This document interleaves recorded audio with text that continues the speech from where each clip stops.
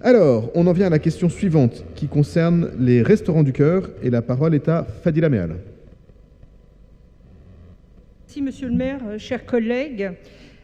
Fondé en 1985 par Coluche, c'est-à-dire il y a 40 ans, près de 40 ans, les Restaurants du Cœur, associations reconnues d'utilité publique, ont pour but d'aider et d'apporter une assistance bénévole aux personnes démunies, notamment dans le domaine de l'alimentation, par l'accès à des repas gratuits et par la participation à leur insertion sociale et aussi économique. Ce dispositif humanitaire était provisoire, un provisoire qui dure et qui n'avait pas vocation à durer dans le temps. Environ 130 millions de repas avaient été distribués en 2017 contre 142 en 2022. Donc 30 millions d'augmentation entre 2022 et 2023. Les Restos du Cœur ont lancé un cri d'alarme ce 4 septembre 2023. En effet, l'association caritative prévient qu'elle va réduire ses dons à 150 000 personnes et qu'elle risque même de mettre la clé sous la porte d'ici 3 ans. En cause, les difficultés financières avec un déficit de près de 50 millions d'euros. Après cette annonce, vous l'avez tous vu, de nombreux donateurs publics et privés, parfois avec des polémiques, ont exprimé leur solidarité et leur soutien. Ma question, Monsieur le maire, pouvez-vous nous indiquer quelle est la situation des Restos du Cœur dans le 18e arrondissement? Deuxième point, est-ce que l'élan de solidarité nationale a été bien évidemment enregistré dans cet arrondissement et à quelle hauteur? Merci beaucoup. Alors, dans la suite de l'ordre du jour, il y a un vœu déposé par les élus du groupe communiste qui a trait aussi à la question de l'aide alimentaire. Si vous en êtes d'accord, on peut étudier les deux en même temps parce que ça nous évitera d'y revenir. Et donc, je vais laisser la parole à Gérald Briand. Merci, Monsieur le maire. Oui, le sujet est évidemment le même. Donc, juste quelques petites précisions, notamment pour voir un peu dans la situation où on en est, parce que malheureusement, la situation des Restos du Cœur n'est pas une situation qui n'appartient qu'aux Restos du Cœur. Et aujourd'hui, c'est un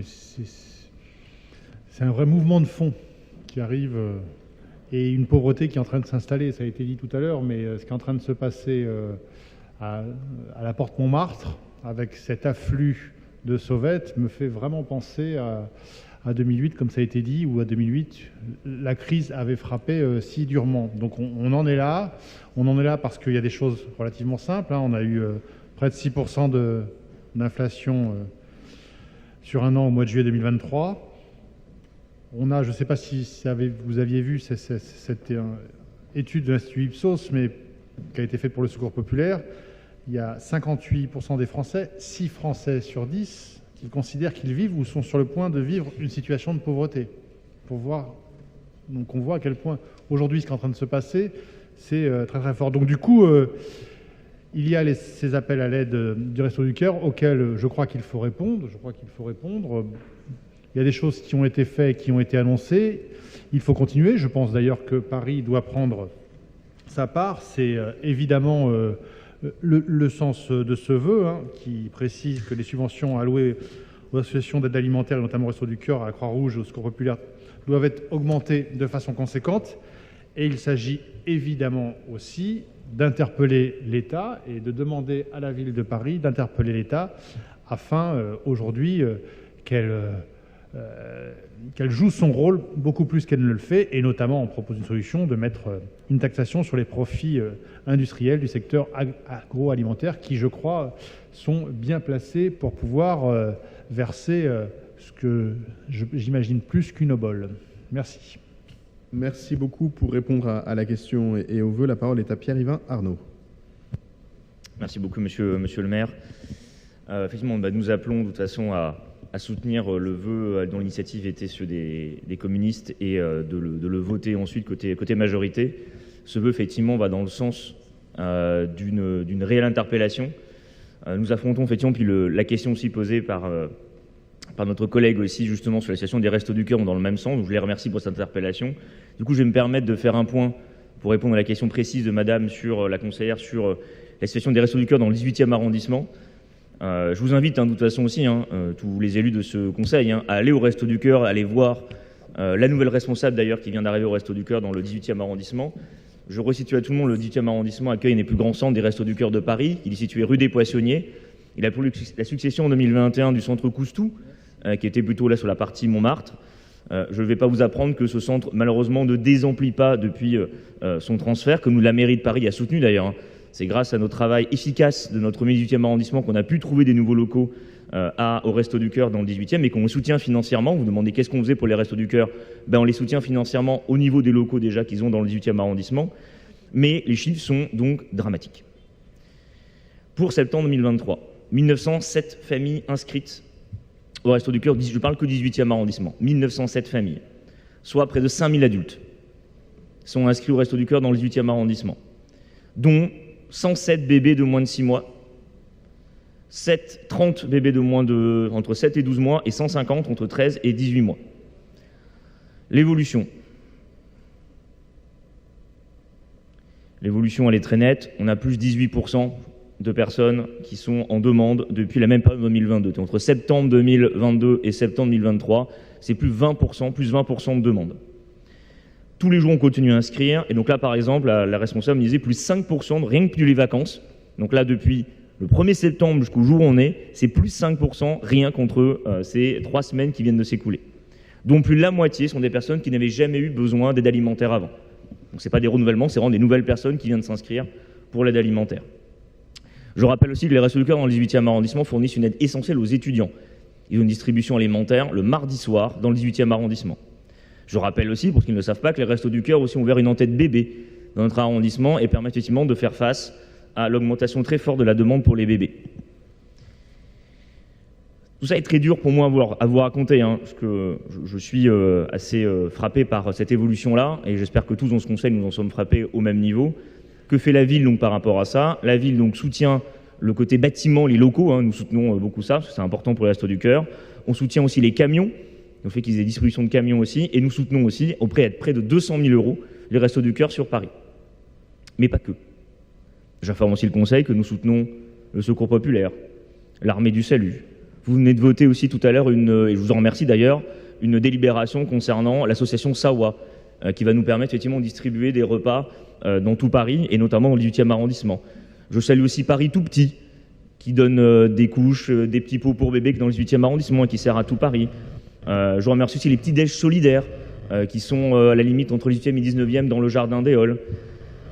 Moi, ce qui m'inquiète, c'est la situation effectivement nationale, comme celle effectivement évoquée par Madame et par tous les responsables des associations.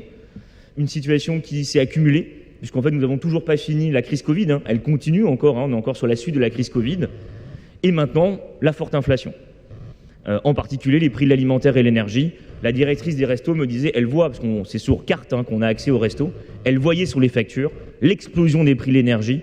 On sait très bien que beaucoup de personnes, et ça relie aussi les questions des passoires énergétiques, sont liés à ce problème-là, et donc les factures ont explosé durant l'hiver et durant l'été, car les gens se sont aussi achetés souvent des ventilateurs à raison des logements difficiles, et donc aussi ont perdu beaucoup d'argent durant cette période-là. Les causes de l'explosion sont assez claires. La cause, c'est l'augmentation de la pauvreté.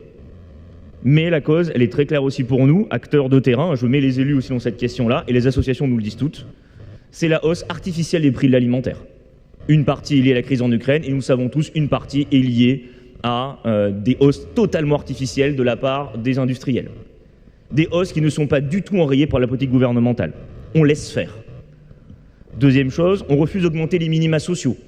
La principale demande des associations qui sont venues voir la Première ministre il y a 2 semaines, c'est d'augmenter les minima sociaux. D'éviter en gros que les gens aillent demander la charité publique.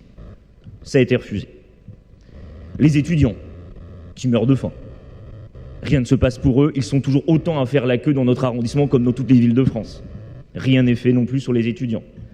Nous laissons des millions de Français, les enquêtes le prouvent aussi, sauter des repas. Actuellement, nous savons effectivement que plus de 3 millions de Français sautent des repas régulièrement dans la journée. C'est donc ça le sens de l'appel des restos. C'est un appel aux villes, c'est un appel aux associations, c'est un appel à la charité publique, mais pour moi c'est un appel au principal acteur, et ça ne fera sûrement pas plaisir à M. Honoré, qui n'est pas très content qu'on fasse appel à l'État ici, mais ça va faire appel à la solidarité nationale et à celui qui en est le responsable, c'est-à-dire l'État. Pour moi, c'est très simple, en ce moment, on affame le peuple. Et quand on affame le peuple, c'est une stratégie dangereuse. Et donc j'appelle, sinon à la raison, du moins à l'humanité de la part du gouvernement. Merci beaucoup. Je vais laisser la parole pour des explications de vote sur le vœu. Donc vous avez compris qui a recueilli un avis favorable. Et donc la parole est à Fadila Mehal. Oui, simplement, évidemment, j'entends bien évidemment les griefs que vous adressez toujours au gouvernement. Je peux aussi dire que la misère, la pauvreté qui prévaut dans notre pays depuis 40 ans, ce n'est pas Emmanuel Macron qui en est le grand responsable. Depuis 40 ans, même si cette précarité, en effet, a sévi et elle s'est accentuée. Personne, monsieur le conseiller, personne de raisonnable ne peut croire à cette légende quand on voit les moyens considérables qui ont été mis en place par le gouvernement pendant la pandémie du Covid et pendant, en effet, tout ce qui s'est passé avec la guerre en Ukraine, qui a, on le sait, durablement entamé le pouvoir d'achat de nos compatriotes. Le quoi qu'il en coûte, rappelez-vous, qui a compté des milliards à mobiliser et a été salué dans toute l'Europe. La France a été exemplaire. Non, je tiens à le dire, parce que cette question-là, elle doit aussi... Moi, je suis pour la modération et la pondération. J'entends les critiques, mais ne jetez pas le bébé avec l'eau du bain. C'est-à-dire que ce qui a été fait, et Madame l'adjointe à la culture le sait, les intermittents de spectacle, pendant 2 ans, ils ont été indemnisés, ce qui n'a jamais été fait en Europe. Aujourd'hui, mais je remets l'équilibre, monsieur. Je remets l'équilibre. Et donc, en effet, je suis comme vous et nous nous battons aussi en tant que conseillers pour que, en effet, des mesures puissent être prises. Et quand vous dites les places d'hébergement, le plan pauvreté vient d'être annoncé, eh bien, il n'y aura en tout cas aucun recul par rapport à ces places d'hébergement. Et donc, vous pouvez dire ce que vous voulez, mais aujourd'hui, le premier facteur pour lutter contre la précarité, c'est l'emploi. C'est l'emploi. Et quoi que vous disiez, le chômage a reculé. Je ne dis pas que tout va bien dans le meilleur des mondes, mais attention de ne pas tout remettre sur un gouvernement qui a quand même essayé de faire des choses admirables, puisqu'elles ont été reconnues pendant des périodes très critiques. Rappelez-vous, les emplois qui ont été sauvés, les entreprises qui ont été sauvées grâce à ça. Je suggère que on n'ait pas un débat sur la politique du gouvernement, mais de fait, c'est difficile d'interpeller une équipe municipale sur un sujet qui relève de la solidarité nationale et d'imaginer qu'on puisse y répondre sans donner un avis net sur la façon dont cette solidarité nationale, elle s'exerce. Chacun a évidemment toute liberté d'avoir l'avis qu'il veut sur l'action du gouvernement. Constatons ensemble, dans le 18e, que la situation des classes moyennes inférieures, si on peut utiliser ce terme, s'aggrave continuellement depuis des années, qu'une partie des ménages que nous connaissons, qui travaillent d'ailleurs pour la grande majorité, entrent en précarité parce que leurs salaires n'ont pas, loin s'en faut, suivi l'inflation.